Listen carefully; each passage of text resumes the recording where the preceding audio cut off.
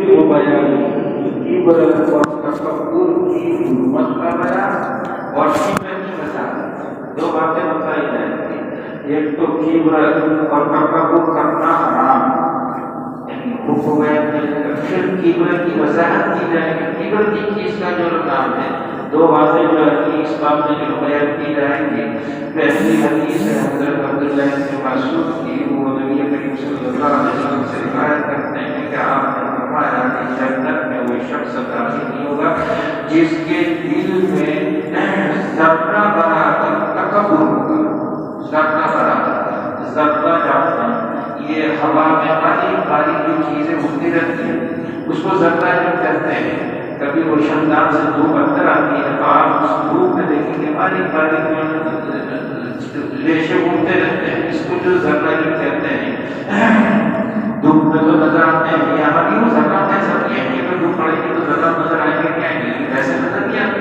چھوٹی جو چیز ہے تو نے فرمایا کہ جس شخص کے دل میں ذرہ برابر تکبر جو ہوگا وہ جنت میں داخل نہیں ہوگا. مطلب یعنی دخول اولی نصیب نہیں ہوگا. جنت میں داخل نہیں ہوگا، ڈائریکٹ جنت میں نہیں جائے گا. وہ آیا ہوگا کہ جنت میں جائے گا نہیں جائے گا اس کا تذکرہ نہیں. حدیث کی تعبیر ایسی ہوتی ہے کہ انسان اس سے جو ہے چوکنا رہے، بچنے کی کوشش کرے. بظاہر کیا سمجھا جاتا ہے؟ بظاہر سمجھا جاتا ہے کہ اس کے دل میں کبر ہوگا، ذرہ برابر وہ جنت میں داخل نہیں ہوگا، یعنی دخول اولی نصیب نہیں ہوگا. لیکن اگر اس کا ایمان جو خاتمہ ہوا تو ضرور جنت میں داخل ہوگا کہ نہیں ہوگا. تو اس لیے جو نفی کی گئی ہے دائمی دخول کی نفی نہیں ہے بلکہ دخول اولی کی نفی کی گئی ہے. ایمان یاد رکھنا. تو خیر یہ بات ہوئی. ایک شخص نے کیا کہ ایک شخص پسند کرتا ہے اس کے کپڑے اچھے ہوں، اس کے جو جوتے جو ہے اچھا ہوں، اس کا موبائل جو اچھا ہو، اس کی کار اچھی ہو، اس کا گھر جو اچھا ہو. یہ تکبر ہے. اس نے فرمایا کہ اللہ تعالیٰ جمیل ہے اور جمال کو پسند کرتا ہے. اللہ تعالیٰ جمیل ہے اور جمال کو جو ہے پسند کرنا چاہتے ہیں. یعنی یہ تکبر نہیں. ایک شخص جو ہے چاہتا ہے، پسند کرتا ہے اس کے کپڑے جو اچھے ہوں، صاف ستھرا ہو، اس کا مکان جو ہے صاف ستھرا ہو. یہ تکبر نہیں، یہ تو پسندیدہ عمل ہے. اللہ تعالیٰ جمیل ہے اور جمال کو جو پسند کرتے ہیں. کہ حسین نہیں کہا، حسین نہیں کہا، جمیل جو کہا کہ اللہ تعالیٰ جمیل ہے اور جمال کو جو پسند کرتے ہیں. جمیل میں اور حسین کے فرق ہے اور بعد میں بتاؤں گا. اس سے کیا معلوم ہوگا کہ اچھا کپڑا پہننا یا اچھا جو ہے جوتا بھی پہننا یہ ناپسندیدہ نہیں ہے. کبر کی چیز کا نام ہے الکبر بطل الحق الناس. تکبر ہے حق کو قبول نہ کرنا، حق کا انکار کرنا. اصل تو بطل کے معنی اترانا ہے، اترانا حق کے سامنے جو اترانا یعنی حق کو جو قبول نہ کرنا اور لوگوں کو حقیر اور ذلیل سمجھنا. یہ ہے تکبر. تکبر جو کی چیز کا نام ہے بطل الحق وغیرت الناس. حق بات کو قبول نہ کرنا، حق بات کا انکار کرنا اور لوگوں کو حقیر اور ذلیل سمجھنا. دو باتیں بتائیں. کیونکہ تکبر کی دو صورتیں ہیں. تکبر کی کتنی صورتیں ہیں؟ ایک اللہ کے تعلق سے تکبر کرنا، ایک انسان کے تعلق سے، انسانوں کے تعلق سے جو تکبر کرنا. یہ دو صورتیں ہیں. اللہ کے تعلق سے تکبر کرنا یہ ہے کہ حق بات کو قبول نہ کرنا. حق بات کو قبول نہ کرنا یہ تکبر ہے. اللہ کے تعلق سے،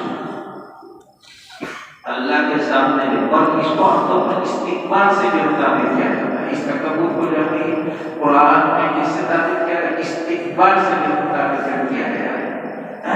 اور دوسرا تکبر ہوتا ہے بندوں کے تعلق سے. وہ یہ ہے کہ لوگوں کو حقیر سمجھے.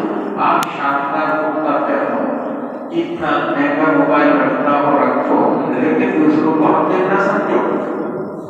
مناتی کیا ہے؟ یہ تو پسندیدہ ہے کہ انسان کا گھر اچھا ہونا چاہیے، کپڑے اچھے ہونے چاہیے، جوتے جو اچھے ہونے چاہیے، لیکن دوسروں کو حقیر سمجھنا ہے. وہ فرنیچر ہے، اس کے پاس کچھ نہیں، اس کا کپڑا بھی ٹھیک نہیں، اس کا موبائل بھی ٹھیک نہیں. یہ ہے تکبر، یعنی دوسروں کو حقیر اور ذلیل سمجھنا، یہ ہے تکبر کی جو حقیقت۔ آپ اچھے سے اچھی چیزیں استعمال کیجیے، اچھے سے اچھی تعلیم استعمال کیجیے، اللہ نے آپ کو دیا ہے، کون منع نہیں کرتا، لیکن دوسروں کو حقیر نہیں سمجھنا، دوسروں کو حقیر سمجھنا، یہ تکبر ہے۔ تو آپ تکبر سمجھ کے یہ تکبر کس کے تعلق سے ہے؟ بندوں کے تعلق سے، اللہ کے تعلق سے تکبر یہ ہے کہ ہم بات کو قبول نہ کرنا۔ اللہ تعالیٰ جو فرماتے ہیں کوئی نماز پڑھے، شخص نماز نہیں پڑھتا ہے، نماز نہیں پڑھتا ہے، یہ استکبار جو ہے لا تستكبروا في انفسكم وعلوا عتوا كبيرا، اس کو استکبار سے متعلق کیا جاتا ہے۔ یہ ایک صورت ہے ابراہیم کی جو ایک صورت ہے، اللہ کے تعلق سے اور سب کا تعلق ہے، تو دونوں کی ساری جگہ کا نہیں کرتی۔ بطر الحق وغض الناس، یہ دو چیزیں الگ الگ ہیں، اس کو ذہن میں رکھنا۔ اب کہا کہ اللہ تعالیٰ جمیل اور جمال کو پسند کرتے ہیں۔ جمیل میں اور حسین میں فرق ہے۔ جمیل اس کو کہتے ہیں ذاتی خوبی، اگر ذاتی جو خوبی ہے اس کو میں جمیل ہوتا ہے۔ جمال ہوتا ہے ذاتی خوبی، اور حسین تو اس کو کہتے ہیں دوسروں کی نظر میں اچھا، فی نفسہ نہ ہو اچھا، لیکن دوسروں کی نظر میں وہ اچھا معلوم ہوتا ہے۔ کیا کہتے ہیں جو حسین جو کہتے ہیں، اللہ تعالیٰ حسین ہو سکتے ہیں، اللہ تعالیٰ حسین ہو سکتے ہیں، اللہ تعالیٰ کو کوئی حسین سمجھے گا تو حسین نہیں ہوگی، نہیں۔ انسان کے ایک شخص کوئی شخص کو جو حسین سمجھتا ہے، دوسرا اس کو جو غیر حسین جب سمجھتا ہے، کہ انسان کی اپنی جو کیا خیالات ہوتے ہیں، ہوتے ہیں۔ آپ کی نظر میں اگر کوئی شخص جو اچھا ہے، خوبصورت ہے، تو اس کو جو حسین کہا جائے گا، اور جمیل تو فی نفس ہی جو وہ ہوتا ہے، اس میں دوسروں کی خیالات کا اور نظریے کا کوئی دخل نہیں ہوتا۔ اس لیے یاد رکھنا کہ اللہ تعالیٰ جمیل ہے، حدیث میں فرمایا اللہ جمیل یحب الجمال، جمال کو خوبصورتی کو جو پسند کرتے ہیں، لیکن اللہ تعالیٰ کو حسین کا اطلاق نہیں کر سکتے۔ اس لیے کہتے ہیں اللہ کے نام جو توقیفی احادیث میں جو یا نصوص میں جو نام وارد ہوا ہے، یا اجماع سے جو نام ثابت ہے، وہی اللہ کے لیے استعمال کر سکتے ہیں۔ آپ کہیں گے جمیل اور حسین کا معنی ہے یہ ہے کہ ارے آدمی تو کیا جانے پائے، تو سمجھتا ہے کہ میں نے ترجمہ کر دیا اور مشکوٰۃ شریف پڑھ لی، بخاری شریف پڑھ لی، مسلم شریف پڑھ لی، تو میں بڑا کمائی ہوگا۔ عربی میں اتنی نزاکت ہے کہ ہم لوگ نہیں سمجھ سکتے ہیں۔ جیسے اللہ کو آپ عالم کہہ سکتے ہیں، لیکن عاقل نہیں کہہ سکتے۔ عاقل عقل سے والا عقل کے اندر ورزش کے معنی کیا آتا ہے، اس کا مطلب اللہ تعالیٰ کو بھی کوئی روکنے والا ہے، یہ تو بہت بڑا فرق ہے۔ اس لیے اللہ کے نام کو توقیفی قرار دیا گیا ہے۔ توقیفی کا مطلب میں نے پہلے سمجھایا تھا، نہیں سمجھایا تھا، آپ کا لوگ سمجھتے ہیں قرآن و حدیث سے جو نام ثابت، لیکن قرآن و حدیث اور اجماع سے جو نام نہیں ثابت ہوتے وہ اللہ کے حق استعمال کر سکتے، اس لیے ہم اللہ کو خدا تعالیٰ بھی کہہ سکتے ہیں۔ چلیے